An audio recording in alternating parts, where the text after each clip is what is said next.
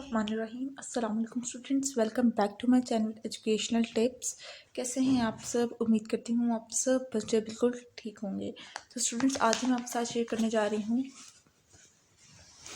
Chapter number 1 plant system का page number 8 और page number 9। आज हमारा जो मेजर टॉपिक होगा, यानी कि मेन जो टॉपिक होगा वो है हमारा ऑस्मोसिस के ऊपर। ठीक है, यानी कि ऑस्मोसिस क्या है। तो चलिए स्टार्ट करते हैं।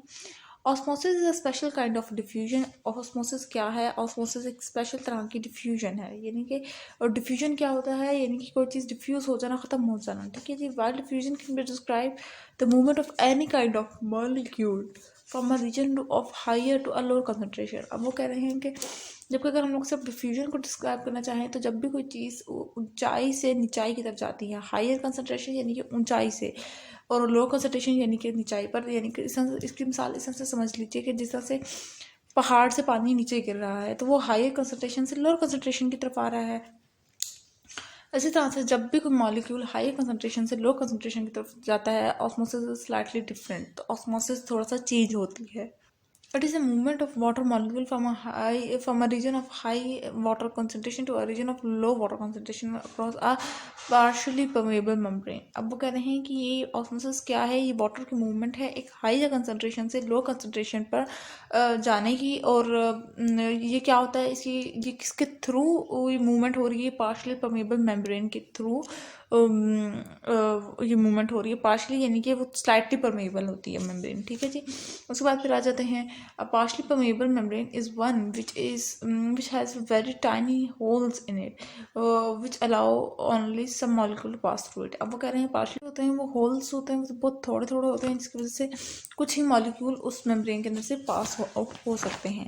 नेक्स्ट पेज पे आ जाइए। Molecule can easily cross through the holes of the semi-permeable membrane। वो कह रहे हैं कि जितने भी ये वाटर मॉलिक्यूल्स होते हैं ये सेमी परमेबल मेम्ब्रेन से इजीली पास आउट हो सकते हैं। ठीक है जी, because they are very small. अब वो क्यों, यही सिर्फ ये इनके पास एक क्यों इतनी एबिलिटी है कि ये इस सेमी परमेबल मेम्ब्रेन से पास आउट हो सकते हैं? क्योंकि ये बहुत छोटे होते हैं।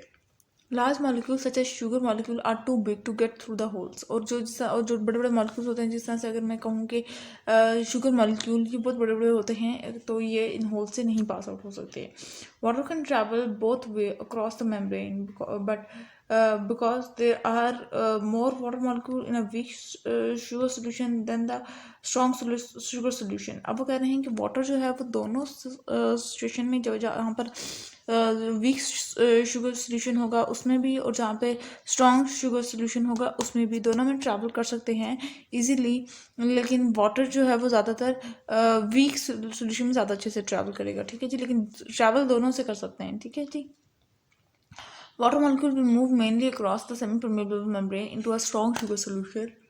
वाटर मॉलिक्यूल जो है वो जब सेमी परमेबल मेम्ब्रेन स्ट्रांग होगी तभी वो इजीली पास आउट हो जाएंगे। This process continue until both side are of the same concentration. और ये प्रोसेस इसी तरह से चलता रहेगा, कंटिन्यू रहेगा जब तक कि जो दोनों कंसंट्रेशन है वो इक्वल ना हो जाए। ठीक है जी, यानी कि एक जो स्ट्रॉन्ग वाला है और जो एक वीक वाला शुगर वाला जो है सेमी परमेबल मेम्ब्रेन, दोनों इक्वल हो जाएंगी, तब ये जाके ये प्रोसेस रुकेगा।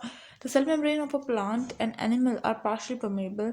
जो अगर हम लोग प्लांट के और एनिमल सेल मेम्ब्रेन देखें तो ये भी पार्शियली परमेबल होती है। As a result water and the sugar solution are able to enter and exit the cell through the process of osmosis. और इसी वजह से प्लांट और एनिमल के अंदर वाटर की जो वाटर और जो शुगर सोल्यूशन है वो इजीली इंटर और एग्जिट हो सकता है सेल के अंदर, किसके through?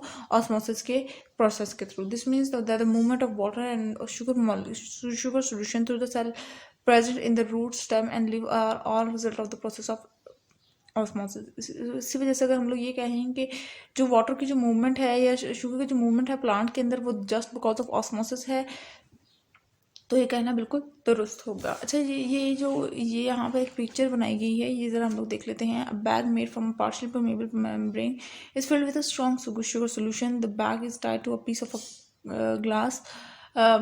glass tubing and then put in a beaker of a weak sugar solution। ठीक है जी, अब ये वो प्रोसेस बता रहे हैं। और soon the liquid begins to rise in the tube। ठीक है जी, ये देखिए इन दोनों में फ़र्क। ठीक है, राइज होना शुरू हो जाएगा। तो ये था आज का लेक्चर। आई होप सबको समझ आ गया होगा। छोटा सा लेक्चर था सिर्फ और सिर्फ ऑस्मोसिस के टॉपिक के ऊपर। और अगर आज का लेक्चर आप सबको समझ आ गया है तो मेरे चैनल को सब्सक्राइब कर दीजिएगा, वीडियोस को लाइक कर दीजिएगा और साथ साथ बेल आइकन को प्रेस करना मत भूलिएगा। इससे मेरी आने वाली हर लेटेस्ट अपडेट सबसे पहले आप तक पहुँचेगी। मिलती हूँ किसी और वीडियो में। दुआओं में याद रखिएगा, अपना ख्याल रखिएगा। अल्लाह हाफ़िज़।